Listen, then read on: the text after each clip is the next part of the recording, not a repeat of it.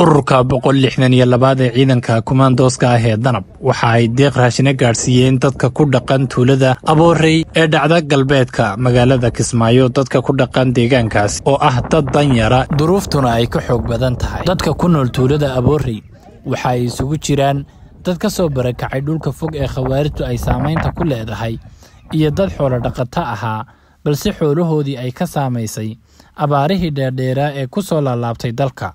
dadkani waxa ay ka mahad celiyeen garab istaag ay ciidanku u muujiyeen, waxa ayna codsadeen inay u baahan yihiin garab istaag ay ka helaan dawladooda. ciidanka kumaandooska ah ee Danab isagoo ka duulaya in ay markastaba u ahaadaan shacabkooda kuwa u gargaara, waxa ay ku garab istaageen dadkan deegaanka ah wixii ay u awoodeen. sidoo kale ciidanka kumaandooska ah ee Danab markastaba waxa uu ku hawlan yahay inuu gacanna kula dagaalamo kooxaha khawaarijta, gacanta kalena uu ku caawiyo shacabka.